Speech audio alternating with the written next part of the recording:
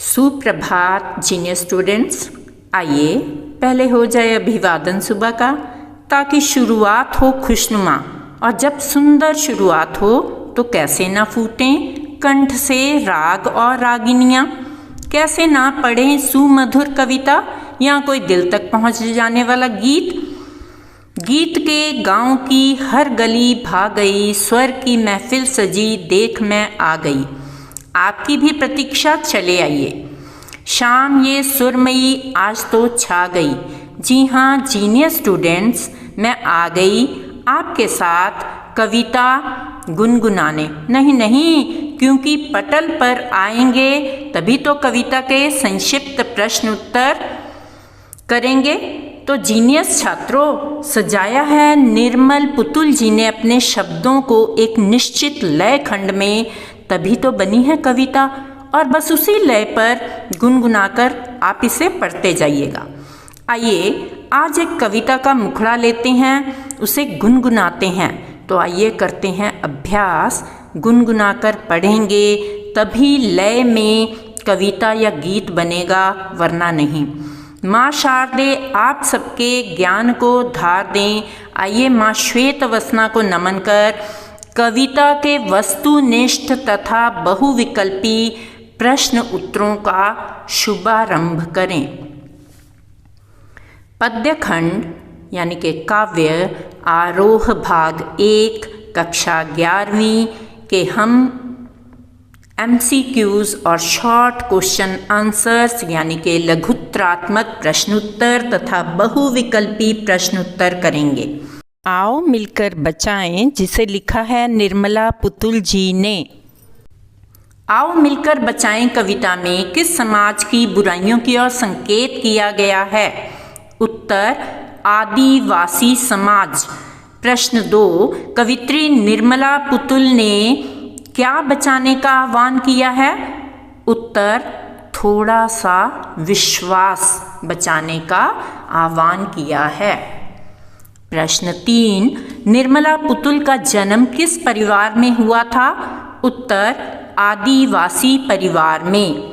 प्रश्न 4, आओ मिलकर बचाएं कविता का हिंदी रूपांतर किसने किया है? उत्तर अशोक सिंह ने। प्रश्न 5, आओ मिलकर बचाएं कविता के अनुसार रोने के लिए कितना एकांत बचना चाहिए? उत्तर झोली भर। प्रश्न 6, अपने चेहरे पर संथाल परगना की माटी का रंग पंक्ति का क्या आशय है? उत्तर संथाल परगना का स्वाभाविक चेहरा। प्रश्न 7, आओ मिलकर बचाएं कविता में कवित्री ने अपनी बस्तियों को किससे बचाने हेतु प्रेरित किया है? उत्तर शहर की आबोहवा से, नंगी होने से, हड़िया में डूबने से। यानी कि इसका उत्तर है इनमें से सभी, यानी कि शहरी आबोहवा और उसके वृक्षों के कटाव और उसको डूबने से बचाने के लिए। प्रश्न 8, आओ मिलकर बचाएं कविता की रचयिता हैं? उत्तर निर्मला पुतुल जी। प्रश्न 9, आओ मिलकर बचाएं कविता में भाषण में झारखंडीपन का क्या अभिप्राय है? उत्तर झारखंड के लोगों की स्वाभाविक बोली, वहाँ पर बोली जाने वाली बोली। प्रश्न 10, आओ मिलकर बचाएं कविता मूल रूप में किस भाषा में लिखी गई है? उत्तर संथाली भाषा में, आदिवासी लोगों की भाषा में। प्रश्न 11, कवित्री ने वर्तमान दौर में क्या कहा है? वर्तमान दौर कैसा कहा है? वर्तमान दौर है अविश्वास से भरा। शहरी संस्कृति के प्रभाव में आकर किन लोगों की दिनचर्या में ठहराव आ गया है? उत्तर झारखंड के लोगों की। यानी कि शहरी संस्कृति चारों ओर फैलती जा रही है, आदिवासी संस्कृतियां जो हैं वो विस्थापित होती जा रही हैं।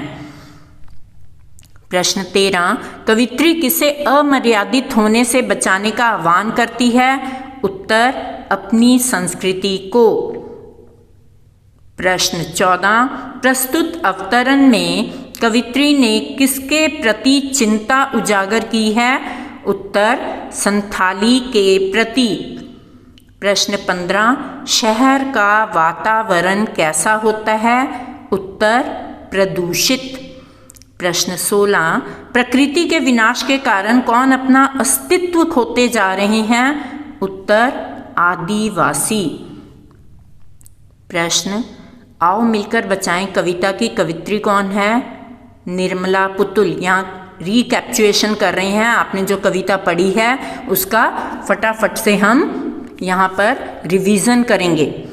आओ मिलकर बचाएं कविता का संथाली भाषा से हिंदी रूपांतर किसने किया? उत्तर, अशोक सिंह ने। कवित्री किस समाज से ताल्लुक़ रखती हैं? उत्तर, संथाली आदिवासी समाज से। प्रश्न 4, कवित्री ने अपनी कविता में किस समाज के नकारात्मक नेगेटिव व सकारात्मक पॉजिटिव पहलुओं को बेबाकी से प्रकट किया है? उत्तर, संथाली आदिवासी समाज के। प्रश्न 5, कवित्री ने किसके जीवन के अनछुए पहलुओं से परिचय कराया है? उत्तर, आदिवासी समाज के। प्रश्न 6, संथाली आदिवासी समाज की भाषा क्या है? उत्तर, झारखंडी। इस कविता की भाषा में कौन सा पन झलकता है? उत्तर, झारखंडीपन। कवित्री के अनुसार यह कैसा दौर है? उत्तर, अविश्वास से भरा। प्रश्न 9, बस्तियों के नंगी होने से कवित्री का क्या तात्पर्य है? उत्तर, वृक्ष विहीन यानी बिना पेड़ पौधों के, क्योंकि बहुत ज़्यादा डिफॉरेस्टेशन होती जा रही है। प्रश्न 10, कवित्री को पूरी बस्ती के किसमें डूब जाने का डर है? उत्तर, शराब के नशे में। प्रश्न 11, नाचने गाने के लिए कैसे आंगन की आवश्यकता है? उत्तर, खुले आंगन या खुले स्थान की। प्रश्न 12, धनुष की डोरी किसका प्रतीक है? उत्तर, शिकार का।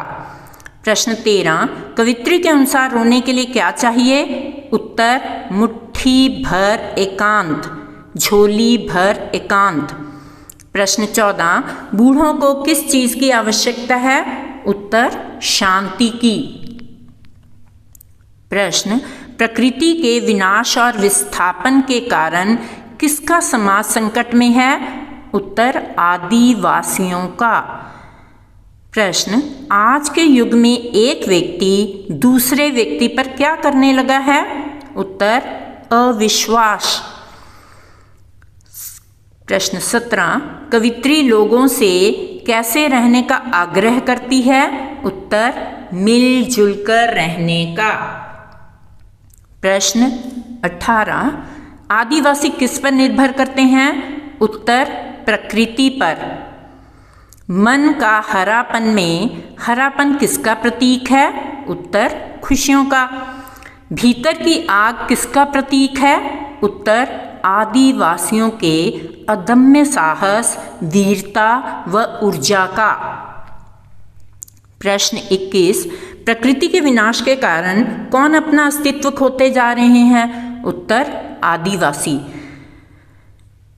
प्रश्न 22, कवित्री संथाली समाज के लोगों से क्या बचाने का आह्वान करती है? अपनी संस्कृति को बचाने का आह्वान करती है।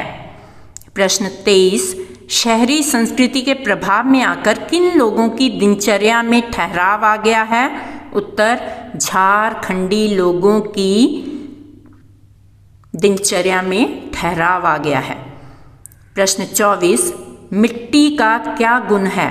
उत्तर, सौंधापन। आप देखते हैं बारिश पड़ती है तो कैसे मिट्टी की सौंधी सौंधी खुशबू हमें मिलती है। प्रश्न 25, निर्मलता किसका गुण है? उत्तर, नदियों का। आओ मिलकर बचाएं कविता में यथार्थ का चित्रण हुआ है। कविता समाज में उन चीज़ों को बचाने की बात करती है जो स्वस्थ सामाजिक प्राकृतिक परिवेश के लिए ज़रूरी है। प्रकृति के विनाश और विस्थापन के कारण आज आदिवासी समाज संकट में है, जो कविता का मूल स्वरूप है। कवित्री को लगता है कि हम अपनी पारंपरिक भाषा, भावुकता, भोलेपन, ग्रामीण संस्कृति को भूलते जा रहे हैं। प्राकृतिक धरोहर, नदियाँ, मैदान, मिट्टी, पहाड़, फसल, हवाएं, यह सब आधुनिकता के शिकार हो रहे हैं। परिवेश में विकार बढ़ रहे हैं। हमें प्राचीन संस्कारों और प्राकृतिक उपादानों को बचाना है। कवित्री कहती है कि निराश होने की ज़रूरत नहीं, क्योंकि अभी भी बचाने के लिए बहुत कुछ शेष है, बाकी है।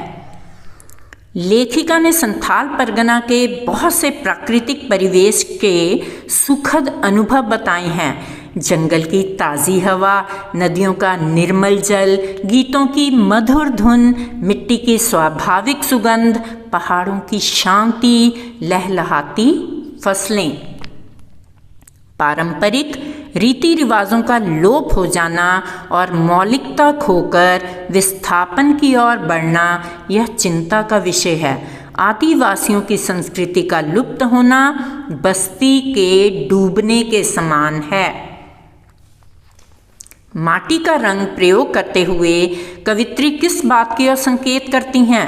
उत्तर, माटी का रंग शब्दों का प्रयोग करते हुए कवित्री ने संथाल क्षेत्र में रहने वाले आदिवासियों के विस्थापित होते जीवन को बचाने और उनके अस्तित्व की पहचान को बचाए रखने या बनाए रखने की ओर संकेत किया है।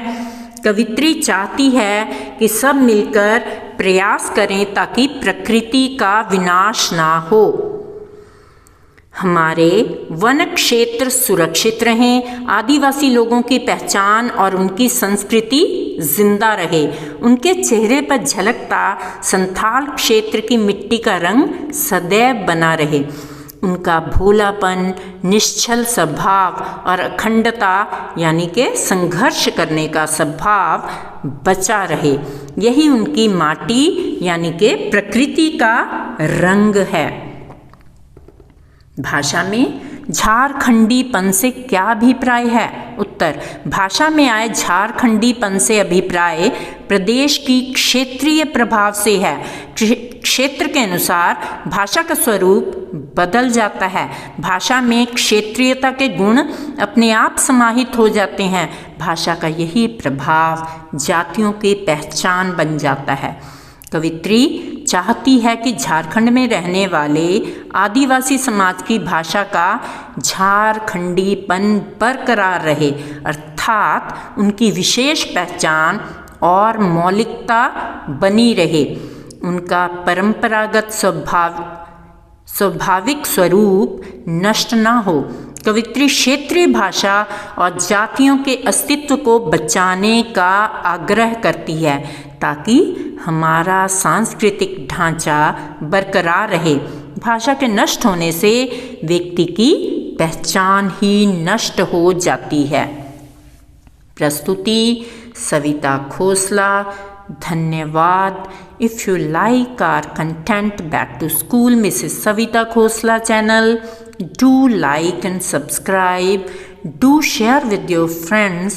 I will really appreciate.